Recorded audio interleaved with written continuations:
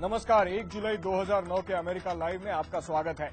सबसे पहले नजर डालते हैं आज की खास खबरों पर। इराक के शहरों की कमान अमेरिकी सेना ने की इराकियों के हवाले। राष्ट्रपति ओबामा ने इसे एक महत्वपूर्ण कदम बताया। तालिबान पाकिस्तानी सरकार के साथ शांति समझौते से बाहर और ईरान के मामले में ओबामा प्रशासन के सामने मुश्किल विकल्प, अमेरिकी विश्लेषकों का मानना। वॉइस ऑफ अमेरिका का मैं हूं अंशुमान आपटे। अब खबरें विस्तार से। इराक और अमेरिका के बीच हुए सुरक्षा समझौते के तहत मंगलवार को अमेरिकी सेना ने इराक के शहरों की सुरक्षा की जिम्मेदारी इराकी सुरक्षा एजेंसियों को सौंप दी। राष्ट्रपति ओबामा ने कहा है कि इराक का भविष्य अब इराकियों के हाथ में है। मंगलवार को अमेरिकी सेना इराक के शहरों से हट गई। इस बात का जश्न मनाने के लिए इराकी सेना ने प्रभुसत्ता दिवस मनाया और लोगों को छुट्टी मिली। बगदाद में इराकी सुरक्षा एजेंसियों ने परेड में हिस्सा लिया और दिखाने की कोशिश की कि वो इराक में कानून व्यवस्था बनाए रखने में सक्षम है। कानून और व्यवस्था बनाए रखने में मुझे इराकी सुरक्षा एजेंसियों की काबिलियत पर पूरा भरोसा है। इराकी सुरक्षा एजेंसियां आज शुरू हुई जिम्मेदारी का निर्वाह करेंगी। लेकिन उत्तरी इराक में एक कार बम विस्फोट में करीब 26 लोगों की मौत ने इस बात का एहसास दिला दिया कि आगे रास्ता आसान नहीं है। इराक में बहुराष्ट्रीय सेना के प्रमुख जनरल रेमंड ओडियर्नो ने कहा कि अभी चुनौतियां खत्म नहीं हुई हैं। हम देख रहे हैं कि ईरान के अंदर से प्रशिक्षण मिल रहा है और वहां से ही हथियार आ रहे हैं। वॉशिंगटन डीसी में राष्ट्रपति ओबामा ने कहा कि इराक का भविष्य अब इराकियों के हाथ में है और वहां के नेताओं को सोच समझकर फैसले लेने होंगे। इराक के नेताओं को कुछ मुश्किल फैसले लेने होंगे, कई महत्वपूर्ण राजनीतिक सवालों का समाधान करने के लिए, जिससे अवसर और सुरक्षा में प्रगति हो और जिसमें अमेरिका उनका मजबूत साथी होगा। ओबामा ने कहा कि इराक में लड़ाई को जिम्मेदार तरीके से खत्म करना अमेरिका की जिम्मेदारी है। अगले सितंबर तक सभी अमेरिकी लड़ाकू दस्ते वापस आ जाएंगे और हमारे सभी सैनिक 2011 के अंत तक वापस आ जाएंगे। अमेरिकी सेना के जो अधिकारी इराक के शहरी इलाकों में हैं, उनका काम होगा इराकी सुरक्षा एजेंसियों को परीक्षण और सलाह देना।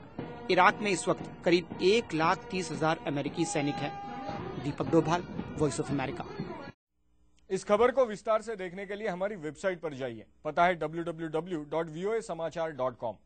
तालिबान पाकिस्तान सरकार के साथ किए गए शांति समझौते से बाहर हो गया है। माना जा रहा है कि इसकी वजह से उत्तर पश्चिमी सीमा पर आतंकवादियों के खिलाफ जूझ रही पाकिस्तानी सेना के लिए और भी मुश्किलें पैदा हो जाएंगी। तालिबान के मुताबिक शांति समझौते को तोड़ने के पीछे कारण है उत्तर और दक्षिणी वजीरिस्तान में पाकिस्तानी सरकार की कार्रवाई और अमेरिका की ओर से ड्रोन हवाई हमले।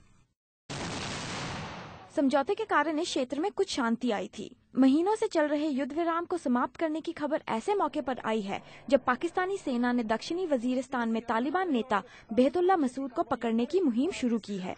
Shanali Sen, voice of America. Washington में एक संगोष्ठी के दौरान विश्लेषकों ने कहा कि ईरान में चुनावों को लेकर हाल में हुई घटनाओं ने ईरान के मामले में ओबामा प्रशासन के सामने और भी चुनौतियां पैदा कर दी हैं। ईरान में चुनाव परिणामों को लेकर हुए आंदोलन और सरकार द्वारा की गई कार्रवाई को लेकर अमेरिका में विशेषज्ञों की आम राय है कि ईरान में हुए प्रदर्शन आंतरिक बदलाव के समर्थन में जरूर हुए, लेकिन उनका उद्देश्य वहां की इस्लामिक शासन पद्धति को बदलना नहीं था। विरोधी इस्लामिक गणतंत्र को खत्म करने की बात नहीं कर रहे। वो इस गणतंत्र की परिभाषा के बारे में, उसमें कैसे सुधार लाए जा सके, साथ ही इसके शासकों को और जवाबदेह कैसे बनाया जा सके, इसके बारे में बोल रहे हैं। लेकिन कुछ मानते हैं कि प्रदर्शनों के बाद सर्वोच्च नेता आयतुल्ला खामेनेई द्वारा प्रदर्शनकारियों की निंदा करने और राष्ट्रपति अहमदीनेजाद का खुलकर समर्थन करने से उनके नेतृत्व पर ईरानी जनता के मन में शक पैदा हो गया है। आयतुल्ला खामेनेई पर गंभीर सवाल उठ रहे हैं। उन्होंने पक्षपाती होकर सिर्फ अपने पद को ही कमजोर नहीं किया है, बल्कि उन पर स्थिति से सही तरीके से न निपटने का भी आरोप लग रहा है। ये भी माना जा रहा है कि हाल की घटनाओं से ईरानी सरकार से बातचीत की ओबामा प्रशासन की पहल के लिए भी मुश्किलें पैदा हो गई हैं। एक मुश्किल चुनौती है ये संतुलन बनाना कि एक और आप लोकतांत्रिक ताकतों का समर्थन कर रहे हैं और दूसरी ओर तानाशाहों से बात भी कर रहे हैं। तो ये चुनौती उनके सामने सिर्फ ईरान में ही नहीं बल्कि पूरे मध्य पूर्व में है। अमेरिका लाइव आप हमारी वेबसाइट पर भी देख सकते हैं। पता है www.voasamachaar.com। और हाँ, अमेरिका लाइव के बारे में आपके सुझाव हमें लिख भेजिए americalive@voanews.com पर। लेकिन अभी इजाजत दीजिए, कल फिर मुलाकात होगी। नमस्कार।